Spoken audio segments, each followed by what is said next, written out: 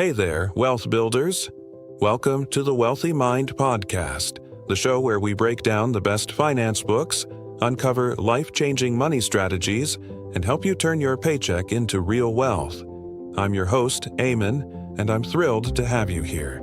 If you've ever felt like you're running on the financial treadmill, working harder and harder just to stay in the same place, then you're in the right spot. Here, we take classics like Rich Dad, Poor Dad, dive into the lessons that the rich use to grow their wealth, and give you actionable steps you can apply today.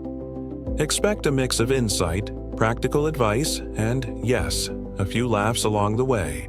Because building wealth doesn't have to be boring. So grab your coffee, your notebook, or maybe even your piggy bank, and let's start turning smart ideas into real money moves. Don't forget to hit subscribe and join our growing community of financially curious minds. Your support keeps this podcast alive and thriving. Welcome to the Wealthy Mind Podcast. Let's make your money work for you.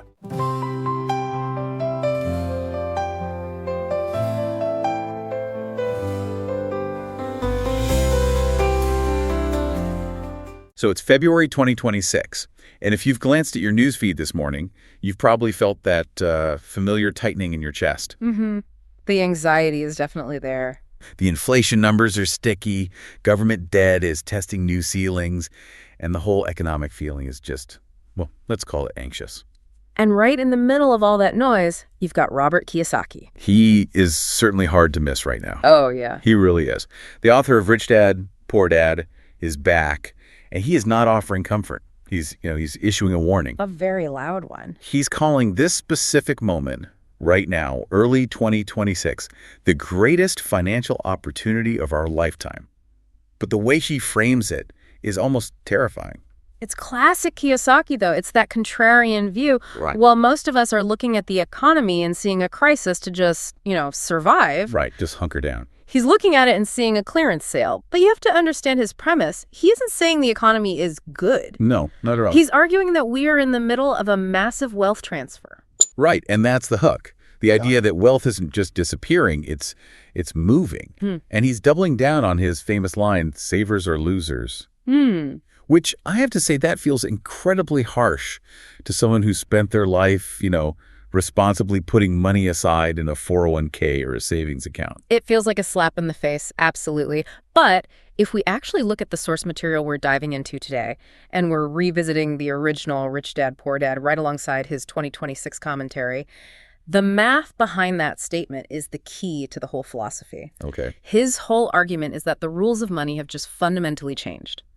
And if you are playing by the old rules, work hard, save cash, pay off the house, you're likely to lose this wealth transfer. So our mission for this deep dive is pretty clear then. We need to strip away the guru hype and the marketing buzz and look at the actual mechanics he's proposing. Yeah, the how. We need to decode this different set of rules the wealthy play by.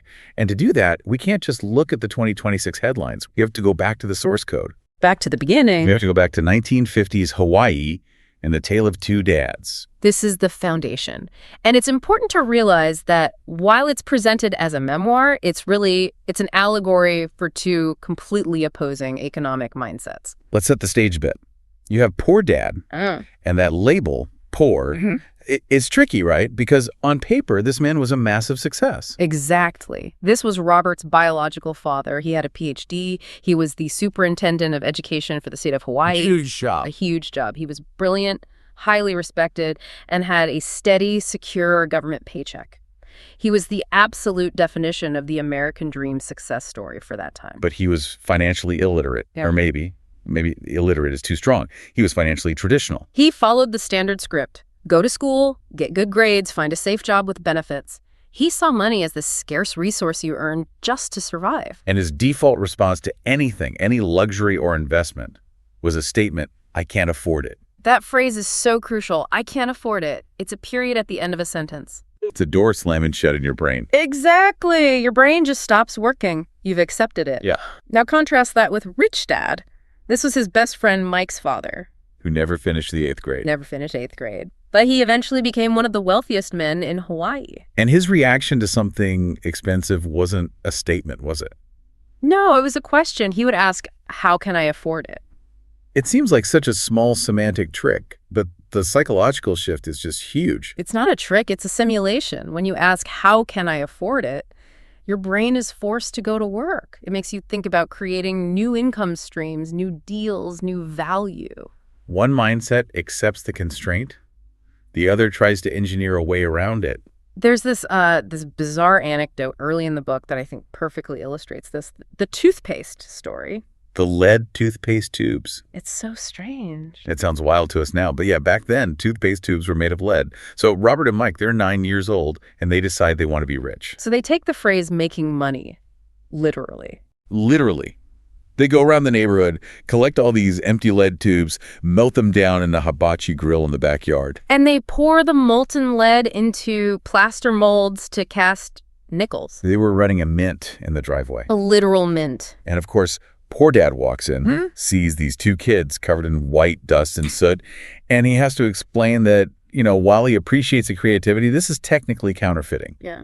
And very illegal. But the failure is the point of the story. Because poor dad admits something huge in that moment. He says, look, I can't teach you how to be rich because I don't know how. I'm a school teacher. Right. I work for the state. He sends them to Mike's dad. And this leads to the first, and I would argue the most painful lesson in the entire book. Lesson number 1. The rich don't work for money. It sounds like a riddle, doesn't it? If they don't work for money, how do they get it? But Rich Dad proves it by hiring the boys. He pays them 10 cents an hour to dust cans in his convenience store. Which, even for 1956, was insulting. It was basically slave labor. And Robert reacts exactly how you'd expect a poor dad mindset to react. He gets bored, he misses his baseball games, he feels exploited. So he eventually marches in to quit, demands a raise. He accuses Rich Dad of being a crook. He wants his 25 cents an hour. And this was the trap. Rich Dad wanted that anger. He told Robert, now you sound like most of my employees. See, most people, when they feel underpaid, they look for a solution inside the employment system. They ask for a raise, or they find a new job with a higher salary. Because they're driven by those two primary emotions Kiyosaki always talks about, fear and greed. The two great manipulators. Let's just unpack that cycle, because I think most of us are in it and we don't even realize it. It starts with fear. The fear of not paying the bills. I need to survive. That fear drives you out the door to go to a job. Okay, so you go to the job, you get the paycheck, the fear goes away for a minute. And then greed kicks in, or, let's call it desire. You see the money and you think about all the things it can buy. A nicer car, a vacation, a new phone. So you spend it. And then the money is gone. And the fear comes right back. I need money again. So you go back to work. That is the rat race. That's the wheel. And Rich Dad's point was that a higher salary doesn't break the wheel, it just makes it spin faster. You give a person with a poor dad mindset $1 million, they don't get rich. They just get $1 million of new debt. So how did he break the boys out of that loop? Because he didn't give them the raise. No, he went to the other extreme. He told them to go back to work for 0 cents. Which, let's be honest, that sounds like a labor violation today. Oh, absolutely. But the psychological point was to remove the paycheck entirely so their brains would stop thinking like employees. If you're not getting paid to be there, you stop looking at the clock. And you start looking around. You start looking for opportunity. And because they weren't focused on the 10 cents, they noticed the comic books. Exactly. They saw the store distributor was just throwing away unsold comics. He'd rip off the covers for credit and just trash the books. So the boys asked for the books. They did. They set up a comic book library in Mike's basement. They charged the neighborhood kids 10 cents admission, not to buy a comic, but to read as many as they wanted for 2 hours. That is a scalable model. 10 cents for 2 hours is a deal for the kids, but it's way more profitable than selling one comic one time. And this is the most important part. They hired Mike's sister to manage it. So Robert and Mike weren't physically there. No, they were off playing baseball. They had built an asset. They decoupled their time from their income. And that is the moment they stopped being employees and became business owners. This brings us to the core technical concept of the book, the definition of an asset versus a liability. And I want to pause here because this is where Kiyosaki gets the most hate. I mean, people get really defensive about this. It is the most contested part of his entire philosophy. Because he basically redefines the words. In standard accounting, or if you talk to a mortgage broker, your house is listed as an asset. Your car might be an asset. And Kiyosaki looks at that and just says, no, you are wrong. He simplifies it all down to cash flow. He just strips away the appraisal value, all of it. His definition is binary. If it puts money in your pocket, it is an asset. If it takes money out of your pocket, it is a liability, period. So by that definition, the house you live in, the one you're so proud of, Is a liability. And think about it. You pay the mortgage, the insurance, the property tax, the maintenance, the utilities. Every single month, money is flowing away from you. it's a cash drain. It is. But people always scream, but it appreciates, it goes up in value. But that's phantom income until you sell, and you still have to live somewhere. Look, Kiyosaki isn't saying don't buy a house. He's saying don't fool yourself into thinking your residence is the engine of your wealth. It's a consumption item. Exactly. The rich strategy is to buy real assets, first rental properties, dividend stocks, businesses that generate enough cash flow to cover the mortgage on your luxury house. He has that great story about the sailboat that illustrates this perfectly. Robert wanted this, 60-foot sailboat. A huge luxury item, a massive hole in the water you pour money into. Total liability. Right. Poor dad would have said, I can't afford it. Or maybe worse, he would have saved for 10 years, drained his savings, bought the boat, and then been crushed by the costs. But Robert applied the rich dad logic. He asked, how can I afford it? He bought the boat, but he immediately contracted it out to a charter company in Hawaii. So when he wasn't using it, tourists were paying to use it. And that charter income paid the loan, the insurance, the slip fees, and it even generated a monthly surplus. He got to own the luxury, but the asset paid for the liability. The boat worked for him. He didn't work for the boat. This leads perfectly into the structural framework of it all, the cash flow quadrant. We see this diagram everywhere now, the 4 squares. You have E and S on the left and B and I on the right. It's basically a map of the tax code and of different mindsets. The E is the employee. Their core value is security. Okay. The S is the self-employed or small business owner. Their core value is independence. So think of a dentist, a consultant, a freelancer. But the S is still a trap. I think a lot of people confuse being an S with being a B. It's the most common mistake. The S owns a job, not a system. If a dentist goes on vacation for 6 months, his income goes to 0. He's still trading time for money. He just charges a higher rate. Precisely. Now, the B stands for big business owner. They own a system. Henry Ford didn't tighten the bolts on the cars. He on the assembly line. So if a B goes away for a year, the business keeps running. It should be doing better when they get back because they have good management in place. And finally, the I is the investor. Capital, money itself, works for them. And the goal is to cross that line, to move from the left side, E or S, to the right side, B or I. But why? Is it just about free time? It's about math. Specifically, it's about how the tax code treats you. And this is what Kiyosaki calls the secret of corporations. Okay, let's unpack that, because taxes are usually where people's eyes glaze over. Yeah. But this is actually the most exciting part if you want to keep your money. It's the difference in the order of operations. An employee earns money, is taxed immediately through withholding, the government takes their cut before you even see it, and then you try to live on what's left. Earn, tax, spend. Which is brutal when you think about it. You're paying the government off your top line. Right. But a corporation, which is the vehicle of the B and I quadrants, it has a different flow. A corporation earns, then it spends everything it can on legitimate business expenses. Computers, travel, cars, insurance. And then it pays tax on the net remainder. Earn, spend, tax. And that difference, compounded over 40 years, is millions of dollars. That is why he says financial IQ isn't just about picking stocks, it's 4 skills. Accounting, investing, understanding markets, and the law. Knowing how to use the tax code is a massive part of wealth. But, doing this isn't easy. If it were, everyone would be a B or an I. In the source material, there's a section about overcoming obstacles. Even if people understand the math, they still get stuck. He identifies 5 main obstacles: fear, cynicism, laziness, bad habits, and arrogance. I want to zoom in on laziness, because he frames it in a way that feels very relevant to the modern burnt-out worker. He doesn't mean sitting on the couch. No, quite the opposite. He argues that busyness is the most common form of laziness. How so? We've all seen it. The person who's too busy working 60 hours a week to manage their portfolio, too busy to read a book on investing, too busy to meet with a tax strategist. They use their job as a shield. It's a shield to avoid the uncomfortable reality that they aren't building wealth. They are just treading water. They're busy being poor. Exactly. And his cure for that laziness is, well, it's greed. Which sounds wrong. We're taught greed is bad. He reclaims the word. He calls it a little bit of greed. He just means desire. You need that spark. You need to look at a beautiful house or a lifestyle of freedom and get a little angry that you don't have it. That desire is the fuel. It's the fuel that forces you to stop being busy and actually sit down to learn how the tax code works. Which brings us right back to the present moment, February 2026. Why is Kiyosaki screaming from the rooftops right now?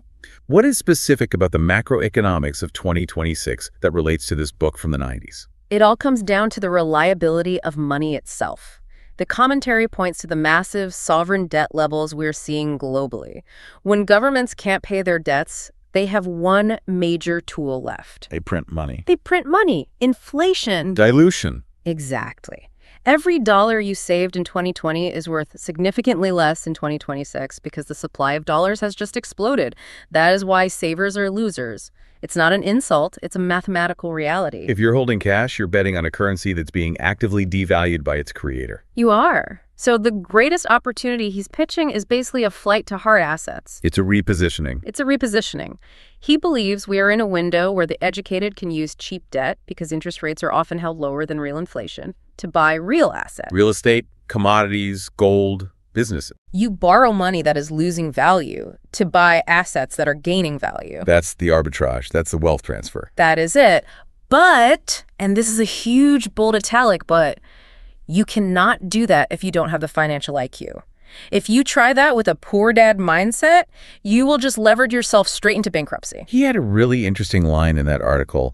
You don't need to be fearless, just educated. That's the key. It's not about gambling. It's about understanding the mechanics. If you know how the machine works, it's not risky. It's just execution. So if we strip this all down to actionable advice for you, the listener, sitting there thinking, okay, I don't want to be on the wrong side of this, what are the steps? Step 1, audit your life. Look at your bank statement. Identify what is an asset and what is a liability. By his definition, be brutal. If you are house poor, admit it. Stop pretending your consumption is an investment. Exactly. Step 2, stop looking for a better job and start looking for a side business. Keep your day job, that's your safety net, but mind your own business. Start building that asset column in the evenings. Buy a rental, start a digital business, buy dividend stocks, anything that creates a trickle of income you didn't physically work for. And the goal is for that trickle to eventually become a river that covers all your expenses. That's the finish line. When cash flow from your assets is greater than your monthly expenses, you're free. You can quit the job. You have exited the rat race. It's a shift from thinking, I need more money, to thinking, I need more assets. That's it. There's a quote Kiyosaki uses from his mentor that I think just sums up the urgency of the 2026 context perfectly. I know the one. When money changes fast, the educated get rich. When money changes slowly, people don't notice. But when money changes fast and you're uneducated, you're finished. You're finished. That is heavy. But it's also a wake-up call. We are living through a time of fast money. The economic shifts of 2026 are real. The rules are rewriting themselves in real time. The question for everyone listening is, are you studying the new rule book, or are you still playing by the rules your parents taught you? The choice is yours. And remember, it all starts with that one simple question: how can I afford it? Thanks for taking the deep dive with us. We'll catch you on the next one.